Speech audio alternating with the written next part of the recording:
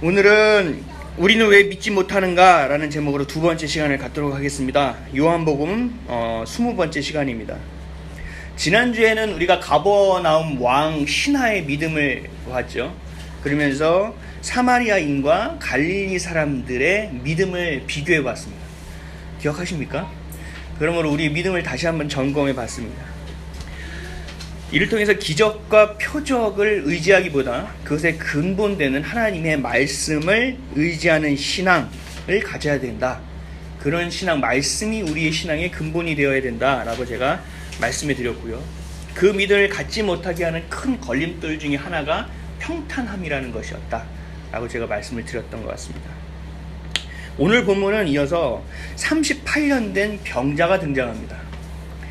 여러분들 며칠만 아파도 몸 아픈 게 지긋지긋하지 않으십니까? 그렇죠? 근데 지금 오늘 성경에 나온 이 병자는 무려 3년 8개월도 아니고요. 38년 동안 병이 걸린 병자입니다. 그래서 이 병자를 만드신 예수님을 통해서 우리가 지난주에 이어서 우리는 왜 믿지 못하는가? 라는 제목으로 두 번째 시간을 좀 갖고자 합니다. 성경에는 여러 가지 기적의 사건들이 기록되어 있어요. 근데 이 기적과 표적이 기록된 이유가 다 다릅니다. 우리는 기적과 이적이 일어나면 이것은 하나님이 하신 일이지, 하나님이 한 거지 라고 거기서 멈추는 경향이 있는데, 하나님이 기적과 이적을 보여주신 그 건에 대해서 하나님이 주신 이유가 다 있다라는 거예요. 먼저 가나안 잔치를 한번 볼까요? 물을 포도주로 바꾸셨습니다. 그렇죠? 이건 뭘 얘기냐면요, 본질의 변화를 얘기하시는 거예요. 우리가 얘기하죠. 저 사람은 절대 바뀌지 않을 거야. 저 성깔머리가 변하겠어? 저 개차반 같은 인생이 변하겠어? 이런 부분에서 하나님이 말씀 주시는 거예요. 그런 사람도 변화될 수 있다. 내가 물이라는 것을 화기와 완전히 다른 물을 포도주로 바꾼 것처럼 너희들의 본질을 내가 원하는 본질로 바꿔낼 수 있다 라고 하나님 말씀하시는 기적이 바로 가나 혼인잔치에서 물을 포도주로 만드신 기적 사건이에요. 또 하나 살펴볼까요? 그러면 오병이어의 기적은 어떨까요? 떡 2개와 물고기 5마리, 그죠? 물고기 2마리와 떡 5개죠. 여러분 정신 바짝 차리죠. 오병이어의 기적 가운데서 하나님 우리에게 보여주신 게 뭐죠? 이 작은 것을 통하여서도 하나님은 큰 일을 이루실 수 있다. 양적인 기적을 보여주신 거예요. 이 너희가 지금 작은 믿음은 있지만 이것을 내가 역사할 때 이렇게 큰 믿음으로 바꿀 수 있고, 너희가 이렇게 보잘것없이 살아도 내가 이것을 이렇게 크게 너에게 만들어줄 수 있다라는 양적인 변화를 보여주신 거예요. 그러니까 하나님은 그 기적마다 우리에게 주시는 메시지들이 있다라는 겁니다. 그 깊숙이에 또 다른 여러 가지의 것들이 있지만 가장 그 코어 중심에는 이러한 하나님의 본질적인 기적의 사건들이 있다라는 거예요. 오늘 그러면 38년 된 병자를 예수님이 만나서 낫게 한 기적에는 어떠한 것이 담겨 있을까? 혹시 궁금하지 않으십니까? 질과 양을 모든 것을 초월해서 역사하시는 하나님, 그 예수님이 오늘 이 38년 된 안전뱅이를 일으키심을 통해서 우리에게 무엇을 말씀하고 있을까? 하나님이 그냥 다 하실 수 있는 분이다, 다 하실 수 있는 분이 하나님이다라고만 얘기하시려고 이 일을 하셨을까요? 우리 오늘 이 말씀을 통하여 우리가 좀 무엇을 말씀하고 있는지를 좀 살펴보고, 또 우리가 이런 기적을 맛보지 못하고 이런 것들을 믿지 못하는 이유가 무엇인가에 대해서도 함께 다시 한번 오늘 우리의 믿음을 점검해 볼 수 있는 두 번째 시간을 갖도록 하겠습니다. 첫째로, 우리가 예상하는 방법이 가장 형편없는 것임을 여러분들이 인지하셔야 합니다. 먼저 오늘 말씀 보기 전에 좀 배경을 살펴봐야 됩니다. 오늘 본문의 배경은요, 예루살렘에 있는 양문 옆에 있는 베데스다 연못입니다. 좀 계속 몇 번을 걸치죠. 그냥 우리는 그냥 연못이라고 생각하는데 그런 연못이 아닙니다. 서울에 문이 4개가 있죠. 큰 문이. 그걸 4대문이라고 합니다. 제가 찾아봤더니 북쪽 문은 좀 잘 안 나와 있더라고요. 잘 안 다뤄져 있더라고요. 하여튼 그거에 대해서 막 찾다가 설교 시간 준비하는 게 좀 늦어졌는데, 어쨌든 4대문이라는 거 있어요. 근데 이 예루살렘에도 이 4대문이 있습니다. 뭔지 제가 한번 소개해 드릴게요. 서쪽에는 망대문이라는 것이 있었어요. 망을 보는 문이죠. 그리고 남쪽에는 흰놈 골짜기로 가는 문이 있는데 거기에는 쓰레기와 온갖 배설물을 버리는 분문이라고 그래요. 우리나라 말로 똥문이라고 합니다. 똥문이 있었고요. 그리고 동쪽에는 실로암 샘으로 이렇게 흘러가는 샘문이 있었어요. 물이 흘러가는 문이 있었어요. 그리고 북쪽에는 성전에 이르는 문, 성전으로 이제 들어가는 문이에요. 그래서 양과 염소와 같은 하나님께 드리는 제물이 드나드는 문, 그래서 일명 양의 문이라고 얘기했습니다. 양문. 그래서 이 양문이라는 것은 예배를 의미하거든요. 지금 우리의 시대로 봤을 때. 그래서 우리가 어떤 문에 있는지를 한번 확인해서 우리가 뭐가 힘들고 어려운 가운데 있을 때는 과연 우리가 어떤 문을 통과해야 되는지에 대해서 한번 생각해 봐야 된다라는 의미도 있더라고요. 어쨌든 오늘 이 기적의 사건이 벌어지는 이 베데스다 연못은 이 하나님께 제사 드리러 가는 그 문 옆에 있는 연못이었다라는 거예요. 똥문이 아니라 하나님 곁에 있는 문이었다라는 겁니다. 그리고 이 연못의 이름이 중요합니다. 연못의 이름은 베데스다입니다. 이 베데스다는 은혜의 집이라는 뜻이에요. 이 베데스다는 두 개의 합성어가 돼 있어요. 베트라는 단어와 헤세드라는 단어가 합쳐진 건데요. 베트는 집이라는 뜻이고요. 헤세드는 은혜라는 뜻이에요. 이게 이제 합성어가 돼서 베데스다라는 단어 발음으로 나오는데요. 이 은혜의 집이라는 뜻입니다. 은혜의 집. 이 베들레헴 할 때도 앞에 베가 베트라는 뜻이에요. 집 뜻이에요. 그러니까 이 집이라는 것이 하나님이 은혜를 주는 집이다라는 것이 전설이 있었어요. 이 뜻이 있었어요. 근데 이 연못에는 어떠한 전설이 하나 흘러나오고 있었습니다. 이 전설이 무언가 하면 모세의 고인물이 소용돌이 칠 때 그 물에 최초로 가장 먼저 몸을 이 연못에 담그는 사람은 모든 병이 치유된다라는 전설이 있었습니다. 실제로 치유된지 안 됐는지 잘 모르겠어요. 믿거나 말거나 합니다. 어떻게 됐는지는 잘 모르겠어요. 근데 어쨌든 이 모습을 한번 광경을 생각해 보세요. 양의 문을 왔다 갔다 하는 사람들이 참 많이 있었겠죠. 그 연못이 하나 있었어요. 은혜의 연못이란, 은혜의 집이라는. 근데 여기에 물이 동할 때 누구든 들어가면 다 낫는 거예요. 그래서 행각이 있고 사람들이 막 모여 있어요. 근데 그 모여 있는 사람들이 다 거의 대부분 누구냐면 중병이 있는 사람들이에요. 아픈 사람들이 다 모여서 그 연못에서 물이 동할 때까지 이렇게 기다리고 있는 거예요. 그 모습을 한번 상상하시면 돼요. 이 난치병으로 고생하는 많은 병자들이 오늘 지금 본문에 말하면 소경과 절뚝발이 혈기 마른 자는 중풍병자를 얘기합니다. 이런 사람들이 이 목가에 다 앉아 있었다라는 거예요. 오늘 본문 2절에서 4절 말씀 한번 읽어보겠습니다. 2절에서 4절 요한복음 5장입니다. 시작. 예루살렘에 있는 양문 곁에 히브리 말로 베데스다라 하는 못이 있는데 거기 행각 5이 그 안에 많은 병자, 맹인, 다리 저는 사람, 혈기 많은 사람들이 누워 물의 움직임을 기다리니 이는 천사가 가끔 못에 내려와 물을 움직이게 하는데 움직인 후에 먼저 들어가는 자는 어떤 병에 걸렸는지 낫게 됨이러라. 아멘. 물이 소용돌이 치기만 하면 제일 먼저 들어가면 여기 땅 해가지고 가장 먼저 들어가는 사람이 몸이 낫는 거예요. 어떤 질병이도 치유받게 되는 거예요. 그러니까 이 사람들이 앉아서 세워라 내워라 이렇게 앉아있는 게 아니라 다 긴장하고 있는 거예요. 물이 언제 동할지 모르니까. 그러한 상황이에요. 근데 그 상황을 한번 잘 그림을 한번 그려보세요. 물이 동할 때 이 물 안에 누가 제일 먼저 들어갈 수 있을까요? 생각해 보셨습니까? 이 성경 읽으면서 생각해 보셨습니까? 제가 생각해 봤더니 답이 잘 안 나오더라고요. 소경? 과연 소경은 눈이 보이지 않죠. 근데 물이 동하죠. 볼 수 있었을까요? 반응이 몇 박자 늦었을 거예요. 그리고 다른 사람이 웅성웅성 오 하는 소리를 듣고 그제서야 움직였을 거예요.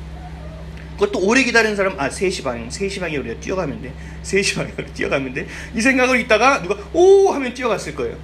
아마 다른 병자들보다 타이밍이 굉장히 늦었을 것 같아요. 그래서 제가 볼 때 베데스다 연못에서 소경이 고침받았을 경우는 거의 없지 않았을까 이런 생각이 들었어요. 그렇다면 오늘 여기 나온 안진뱅이일까요? 안진뱅이가 눈이 보이니까 물이 동하는 걸 보였겠죠. 그랬다가 물이 동하면 뭐라고 이렇게 했을까요? 어떤 사람한테 야야야야야 물이 동해서 나 좀 빨리 와봐. 이 사람도 한 박자 두 박자 아마 늦었을 겁니다. 소경보다는 빨랐을 수도 있고 아니면 자기를 업어줄 수 있는 사람을 오늘 본문에 있는 사람처럼 구하지 못했을 수도 있습니다. 혈기 마른 자는 어떨까요? 중풍병자는.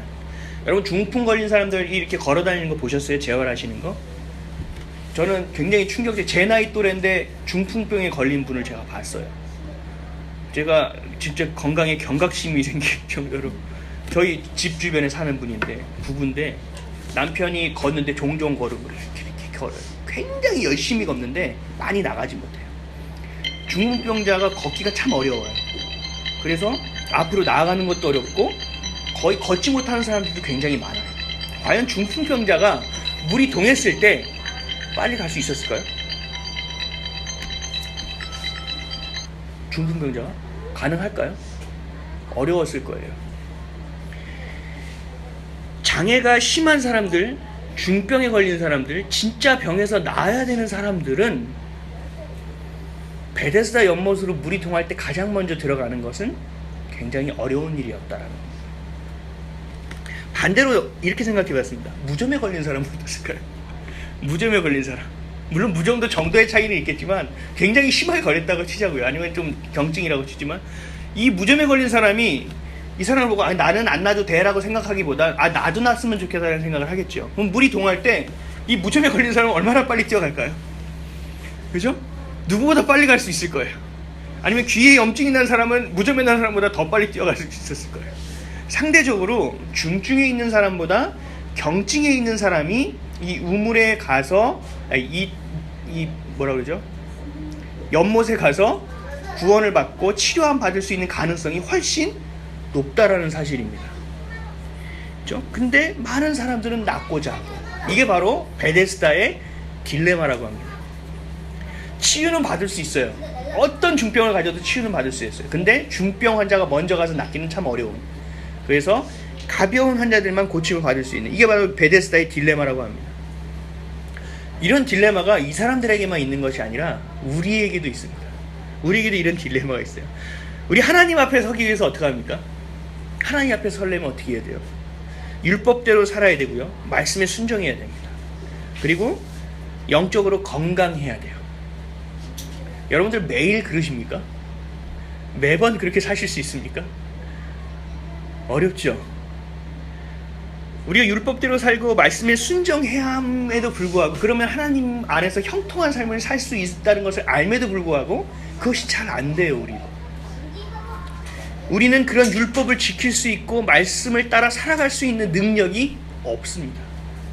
우리는 영성은 매일마다 들쭉날쭉하고요, 매일 바닥을 칠 때도 있어요.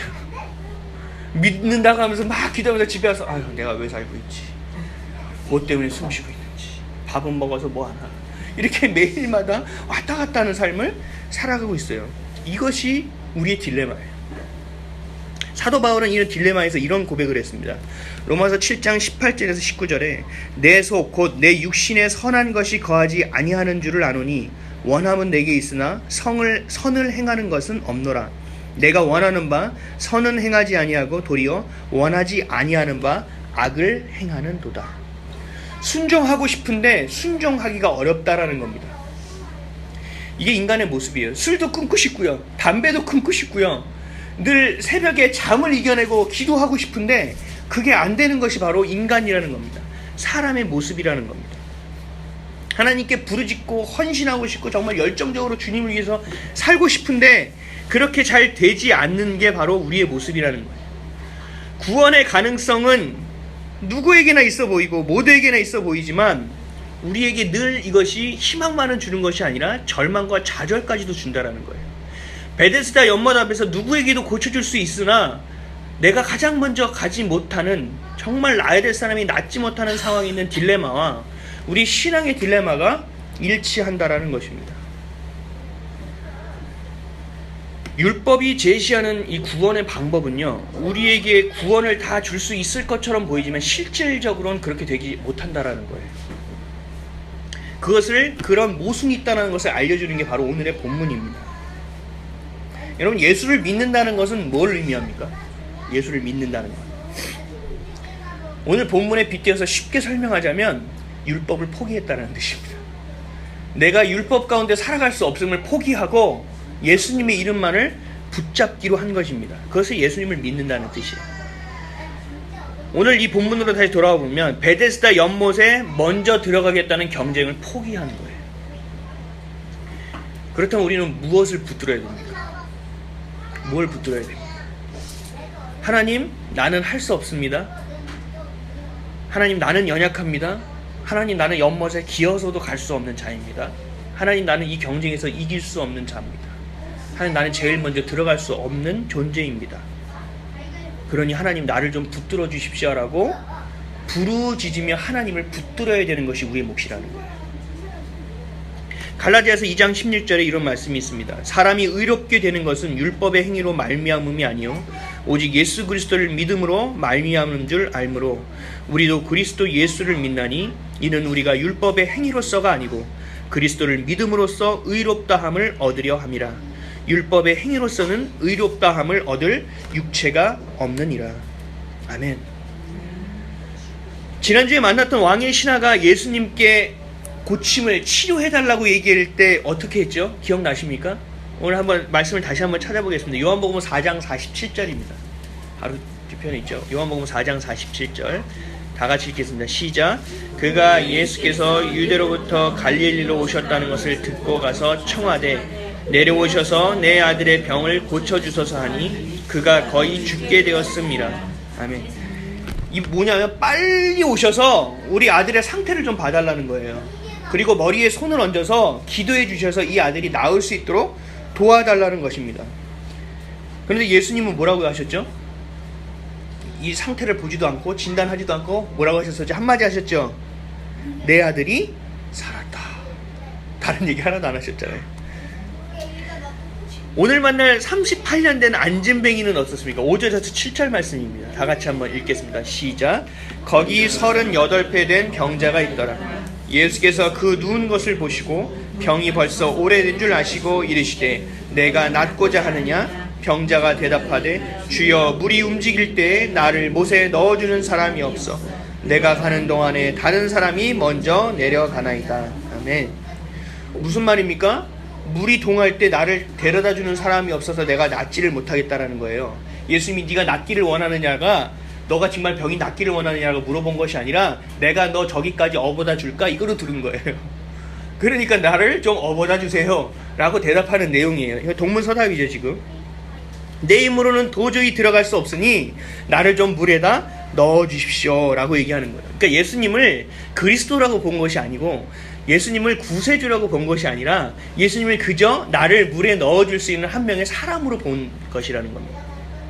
그냥 내 삶을 도와줄 수 있는 조력자로 보고 있다는 거예요. 한 38년 정도 시도했으면 포기할 만도 하죠. 그죠? 38년 동안에 얼마나 많은 스타트가 있었겠습니까? 그 가운데서 계속 실패한 거잖아요. 근데 끝까지 자신의 방법으로 계속 뭔가 해보겠다고 얘기하는 거예요. 예수님을 만났음에도 불구하고. 인내심에 대해서는 대단하고 평가할 수 있지만 지금 하나님의 말씀, 하나님의 관점으로 바라볼 때는 끝까지 자기 방법대로 하겠다고 부르짖는 모습으로밖에 보이지 않는다라는 겁니다. 조금 전에 우리가 만난 왕의 신하는 예수님의 말씀을 들었죠. 내 아들이 살았다라고. 그랬을 때 어떻게 했습니까? 와서 좀 안수해주고 상황을 보고 안수해주고 낫게 해달라고 얘기했는데 예수님이 네 아들이 살았으니까 가봐 라고 얘기하니까 자신이 생각했던 방법을 어떻게 하죠? 금방 접어버려요. 그리고 그냥 갑니다. 믿음으로. 근데 38년 된 병자는 네가 낫기를 원하냐라고 물어보셨음에도 불구하고 38년 동안 해왔던 그 방법을 가지고 다시 자기를 물에 넣어달라고 이야기하는 모습을 볼 수 있다는 겁니다. 병자는 끝까지 자신의 방법을 가져간다라는 거예요. 많은 사람들은 기도를 이렇게 합니다. 잘 들어보세요. 하나님, 내 힘으로는 부족합니다. 이걸 꼭 해내야 되는데 내가 할 수 없으니 좀 도와주시면 안 됩니까? 주님이 조금만 도와주시면 가능할 수 있을 것 같습니다. 이 문제만 해결해 주시면 이 사업도 이 공부도 좀 해볼 만한 것 같습니다 라고 기도하는 사람이 참 많아요. 근데요, 이런 기도는 응답받을 수 없는 기도예요. 오늘 38년 된 병자와도 같은 기도예요.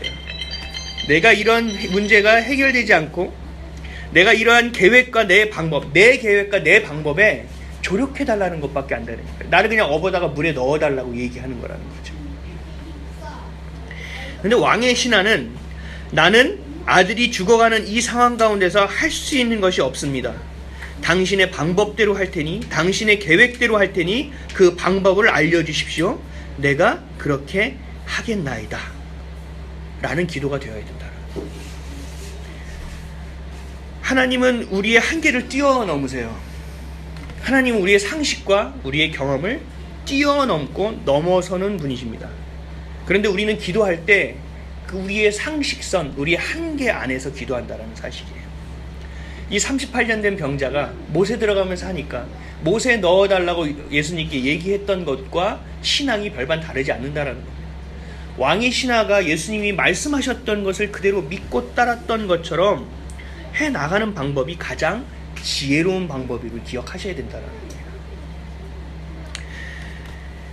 38년 된 병자의 방법은 예수님이 나를 도와 물이 동할 때 자신을 물에 넣어주는 것이었어요. 왜냐하면 물에 넣어줄 사람을 간절히 찾았으나 찾지 못했기 때문입니다. 오늘 본문 8절에서 9절 말씀 다 같이 읽겠습니다.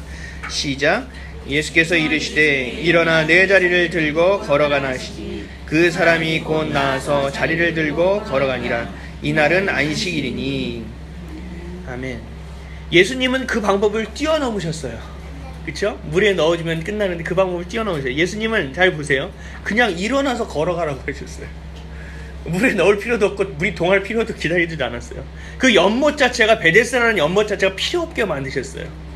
그리고 그 물이 동할 때까지 기다릴 필요도 없게 만드셨어요. 다른 사람들과 경쟁할 필요도 없게 만드셨어요. 이것이 바로 하나님의 방법이에요. 이사야서 55장 8절에서 9절 말씀에 이는 내 생각이 너희의 생각과 다르며 내 길은 너희의 길과 다름이니라. 여호와의 말씀이니라. 이는 하늘이 땅보다 높음같이 내 길은 너희의 길보다 높으며 내 생각은 너희의 생각보다 높음이니라. 아멘. 여러분의 생각과 여러분의 지혜보다 하나님의 생각과 하나님의 지혜가 훨씬 뛰어나다는 것을 지금 말씀하고 계시다라는 거예요. 여러분들 지금 기도할 때 어떻게 하셨습니까?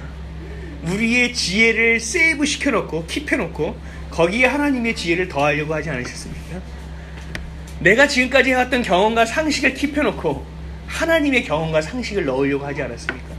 하나님이 그거 아니라는 거예요.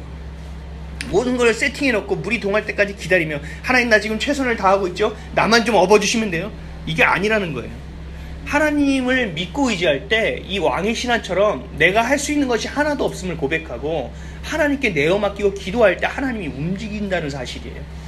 너희가 내 방법을 믿느냐? 나를 신뢰하느냐? 내가 이것을 행할 것이라는 것을 네가 확신하느냐? 라고 물으시는 거예요. 그때 여러분들은 어떻게 화답해야 되느냐? 믿음으로 화답해야 된다. 내가 그리 될 줄 믿습니다. 말씀하십시오. 내가 그리 하겠나이다.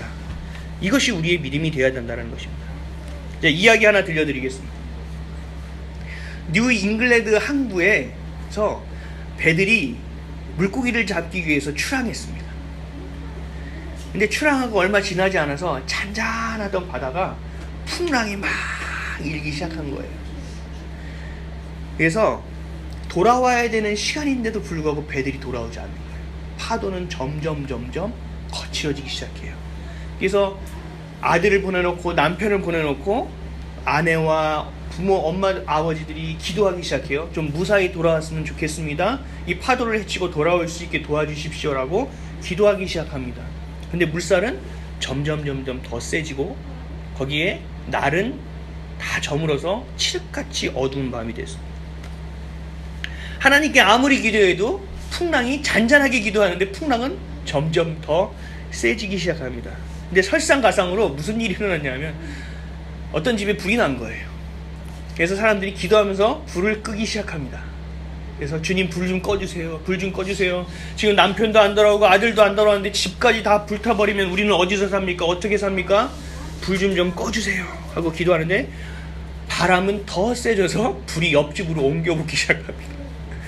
아무리 기도해도 바람은 더 거세지고 불은 더 세지고 불은 옆집으로 또 옆에 옆집으로 계속 옮겨붙기 시작합니다. 절망이 되기 시작해요. 나중에는 사람들이 기도하다가 이제 기도도 안 해요. 낙심하기 시작합니다. 절망 가운데 있기 시작합니다. 그래서 이제는 불만과 불평을 넘어서 하나님을 원망하는 거예요. 하나님 있긴 한 겁니까? 하나님이 도대체 뭐 하시는 분이? 다들 지금 바다에 나가서 살았는지 죽었는지도 모르는데 이 집까지 불태워서 어떻게 하시려고? 도대체 불을 꺼주셔야 되는데 불을 더 키워주시고 옆에 옆집으로 계속 옮겨서 마을을 다 태워 먹어야 마음이 후련하시겠습니까?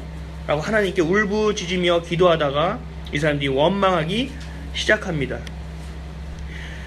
풍랑을 잔잔하게 달라니 바람이 불고 불을 꺼지게 해놨더니 더 불이 세게 붙고 더 옆집으로 번져가고 이제 우리는 할 수 있는 것이 없습니다 라고 하면서 절규하며 쓰러졌습니다. 다음 날이 되었습니다. 풍랑도 잔잔해지고 날도 밝아왔어요. 그런데 기적적으로 바다에서 배들이 한 척도 난파되지 않고 다 돌아왔어요. 그래서 아내와 또 엄마가 다 아들과 남편을 보기 위해서 뛰어나와서 그들을 안으면서 하는 말이 있어요. 울면서 어떡해요, 달 돌아와서 기쁜데 우리가 살 집이 다 타버렸어요. 우리는 이제 도대체 뭐 해먹고 살아요? 당신이 살아와서 기쁘게 하는데 우리는 도대체 어떻게 살아요? 라고 얘기했는데 그 남편과 아들들이 이렇게 얘기했습니다. 지난밤 어둠에서 수없이 파도와 싸우며 헤매고 있을 때 그 불빛 때문에 표류하지 않고 항구로 돌아올 수 있었어.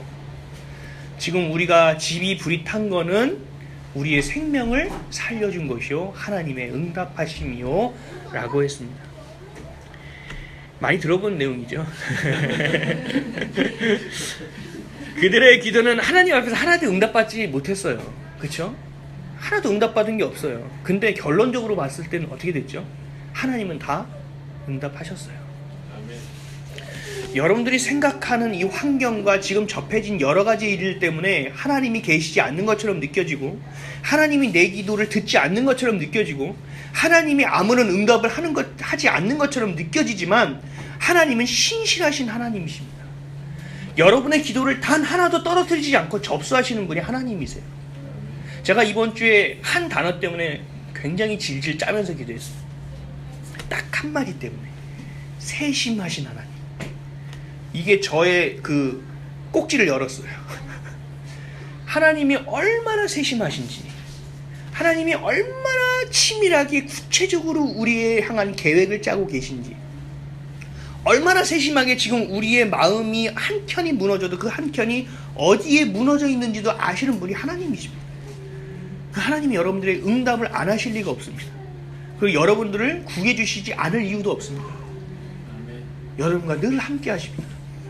지금 응답이 없는 것 같이 보여지고 지금 환경이 나를 힘들게 하고 어렵게 하는 것처럼 보여진다 하더라도 이것을 통하여 하나님이 하실 일이 반드시 있습니다.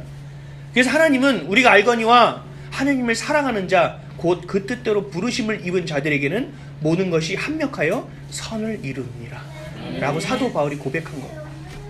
여러분들 어려움이 있습니까? 힘듦이 있습니까? 아픔이 있으십니까? 그냥 이러한 일이 이루어지는 것이 아닙니다. 하나님이 여러분들의 기도를 듣고 계시고 그에 대한 많은 수많은 과정을 겪게 하고 계신다라는 것입니다. 하나님께서 내 방법대로 응답해 주시지는 않지만 더 좋은 방법으로 우리를 이끌어 주신다는 것을 믿는 것이 바로 믿음이라는 것입니다. 아멘. 그래서 우리는 환경을 보는 것이 아니라 하나님을 바라봐야 됩니다. 우리가 겪어온 생활 방법, 우리가 가지고 있는 상식, 누적되어 있는 경륜, 경험, 내 방법들만은 고집하는 교만을 깨내야 됩니다. 말씀으로 깨내야 됩니다. 하나님의 방법 앞에 우리의 마음을 내려놓고 겸손하게 기도할 수 있어야 됩니다. 저는 요즘 계속 훈련 중이에요. 기도하는 훈련.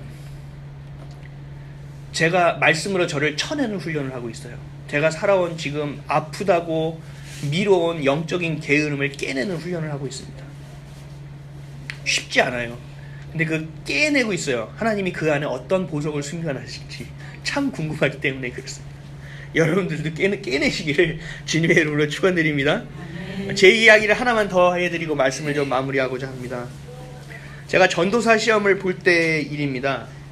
제가 전도사 시험 볼 때 거의 20개 가까운 서류를 넣은 것 같아요. 서류를 너무 많이 준비하라 그래서. 근데 준비를 다 했어요. 근데 그 중에서 제가 너무 어려운 서류가 하나 있었어요. 추천서였습니다. 저는 작은 교회에서 지성전이라는 작은 교회에서 거기서 더 작은 파트 청년 파트에서 정말 열정적으로 최선을 다했어요. 제 젊음을 진짜 다 바쳤어요. 그러면 정말 열심히 일했더니 나중에 오는 게 추천서 써줄 사람이 없더라고요. 저를 담당했던 분은 저를 알고 써줄 수 있는데 인도로 선교를 가버리셨어요. 저를 알고 써줄 수 있는 사람이 없어요. 그래서 뭐 잘 모르는 사람한테 가서 써달라고 할 수도 없고, 이런 전도사를 시작하면 주의 종을 시작하면서부터 너무 형식적으로 하고 싶지도 않고, 그래서 제가 기도를 했어요. 하나님 좀 잘 해보고 싶은데 이게 막히는데 어떻게 하면 좋겠습니까? 근데 어떤 사람이 한 명이 딱 떠올랐는데, 누구냐면 제가 그 학부 다닐 때 제가 신학도 학부로 내가 학사 편입해서 또 들어갔었거든요. 근데 거기 가서 상담학 교수님이 계셨어요. 남자분인데, 근데 이분은 상담학 교수가 아니었어요. 우리가 볼 때 성격이 얼마나 괴팍한지. 상담학 하시는 분은 굉장히 따뜻하고요, 굉장히 이렇게 안아주시고 이런 분인데, 뭐다가 왜? 막 이런 분이었어요. 그래서 누가 자기가 지각했는데 일찍 왔는데 지각이 돼 있어도 말하기 뭐하니, 제가 지각을 안 해. 그래서 뭐 이렇게 하시는 분이라 말하기 되게 어려운 교수님이었어요. 근데 그 교수님이 갑자기 떠오르는 거예요. 왜냐면 제가 신학 공부할 때 신학 한 반밖에 안 듣고 나머지를 상담학을 들었기 때문에 그분이 저를 잘 알았어요. 그러니까 너는 신학 공부하는 사람이 왜 상담을 이렇게 공부하냐? 너무 많이 듣는 거 아니야? 뭐 이런 소리를 제가 들었었거든요. 그랬던 분이 갑자기 떠올랐어요. 그래서 어렵게 그분한테 연락을 해서 그분이 흔쾌히 해주시겠다고 하더라고요. 그래서 약속을 겨우 잡았어요. 상담이 항상 있고 학교에서도 상담센터를 운영하고 너무 바쁘신 분이에요. 근데 흔쾌히 겨우 시간을 내주셨어요. 그래서 그분을 만나야 될 날이 됐어요. 저는 원래 약속 장소에 한 30분 이상 일찍 가요. 보통 늦어도 10분 전에는 도착합니다. 왜냐하면 다른 제가 그렇게 약속을 잘 하시는 분을 또 뵙기 때문에도 그렇고, 그게 마음이 편하더라고요. 제가 그 복지대는 다닐 때 행사 같은 걸 해보니까 2시간, 3시간 전에 가 있는 게 마음이 편하더라고요. 변수가 늘 있기 때문에 몸이 많이 배 있어요. 늘 그런데 이날은 일이 생겨가지고 일찍 출발을 못했어요. 거의 정각에 도착하게 생겼어요. 내비를 딱 켜보니까 한 5분 정도 일찍 도착하겠더라고요. 그래도 제대로 마쳤으니 그거 밟기 시작했어요. 열심히 가기 시작했는데 가다 보니 막히지도 않는 곳에서 길이 막히는 거예요. 사고가 났나? 옆으로 갓길로 갈 수도 없고, 계속 기다리는데 시간은 계속 흘러요.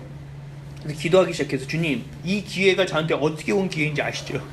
제가 얼마나 어려운 걸 만나는 건지 아시죠? 이 서류가 없으면 제가 이 서류 전형에 통과 못하고 넣지 않을 거라는 것도 주님 아시죠? 못 넣습니다. 저는 제 양심상 막 이런 게 하는 길을 뚫어 주십시오. 이 차를 옮겨 주십시오. 지키게 해 주십시오. 나중에 시간이 다 다가왔어요. 이제는 진짜 늦어버리는 시간이에요. 하나님 호의와 같이 갈라주시면 안 됩니까? 막 119 막 지나가는 사람 차들이 막 비키는 것도 머릿속에 그리면서 믿으면 뭐 예수님의 이름으로 명하노니 열려라 막 별 기도를 다 했어요. 기도를 다 했는데도 안 됐어요. 이게 안 되나 보다. 이제 이분도 다음에 또 선약이 있다고 하셔서 더 이상 제가 늦춰지면 안 될 것 같아서 전화를 해야겠다. 그냥 정직하게 안 된다고 얘기하자. 근데 그 마음을 갖기가 되게 어려웠어요. 그래서 전화를 드렸어요. 교수님, 죄송합니다. 큰 소리가 나올 줄 알았어요. 됐어! 막 이럴 줄 알았는데, 죄송합니다, 교수님. 제가 좀 차가 좀 막혀서 제가 좀 늦게 출발했습니다. 죄송합니다. 그랬더니 교수님이 뭐라고 하셨냐면요, 상상을 뛰어넘는 얘기를 하셨어요. 괜찮아요. 약속이 취소됐으니 천천히 오세요. 여러분들 아무것도 아닌 것 같죠? 저는요, 이 길을 뚫어달라는 기도를 화장실 급할 때 운전해 보셨습니까? 땀은 줄줄 흐르고 화장실은 없고 길은 막히고 미칠 것 같은 거 경험해 보셨죠? 그 심정으로 기도했었어요, 저는. 근데 안 됐기 때문에 포기하는 심정으로 기도했는데 하나님이 다른 방도로 길을 열어주신 거예요. 그 분의 진 약속을 아주 나이스하게 취소해 주시는 것 같아요. 기분 나쁘지 않게. 그러니까 저한테 얘기하는 거죠. 늦더라도 오세요. 내가 사무실에 계속 있을 거예요. 저한테는 굉장히 기쁨의 소식이었습니다. 그래서 그분에게 추천서를 받아서 잘 접수를 했었던 경험이 있습니다. 이런 경험을 따지자면 수도 없이 많아요. 제가 뭘 얘기하려는지 아시죠? 여러분들이 기도하는 대로 하나님이 들어주시지 않을 수도 있어요. 여러분들이 기도하는 대로 하나님 응답을 주시지 않을 수도 있다라고요. 그러나 하나님은 하나님의 방법대로 신실하게 그것을 접수하시고 이루어 주신다라는 거예요. 우리 아까 찬양 불렀죠. 아바 아버지. 하나님은요, 먼 아버지가 아니에요. 우리에게 아빠 같은 분이에요. 그래서 저는 얘기해요. 무슨 일이 있으면 하나님한테 일르세요. 하나님한테 일르세요. 고소해야 되겠어요? 고발해. 하나님한테 일르세요. 그게 제일 빠르고 가장 진한 방법입니다. 아주 노골적인 방법입니다. 제가 얘기해 줘요. 그걸 경험하셔야 돼요. 믿음이라는 것은요, 믿을 수 없을 때 믿는 것이 믿음입니다. 아멘. 하나님의 응답은 그때 이루어집니다. 아멘. 기적이 상식이 되는 교회, 그 기적이 여러분들의 삶 가운데 늘 있을 수 있는 여러분들이 그런 교회가 되시기를 주님의 이름으로 축원드립니다. 아멘. 하나님이 정말 꼼꼼하게 챙겨주세요. 세심하게 챙겨주세요. 여러분, 염려와 걱정들을 내려놓으시고 하나님의 말씀을 붙잡으십시오. 하나님이 하십니다. 내가 왕의 신하처럼 모든 것을 내려놓고 하나님만이 하실 수 있다라고 내 연약함을 고백할 때 하나님은 움직이십니다. 그래서 우리는 간절하게, 절절하게, 갈급하게 하나님 앞에 나아가야 됩니다. 그래서 하나님 우리에게 자꾸 고통과 고난을 주시는 거예요. 너가 좀 이런 마음으로 나에게 나오면 안 되겠니? 하나님, 나는 인애를 원하지 않고 나는 제사를 원하지도 않고 너희가 나를 아는 것을 원하노라. 호세아서 6장 6절에 이렇게 말씀하십니다. 하나님을 아시고 하나님과 동행하시고 하나님을 믿으시기를 주님의 이름으로 축원드립니다. 기도하겠습니다.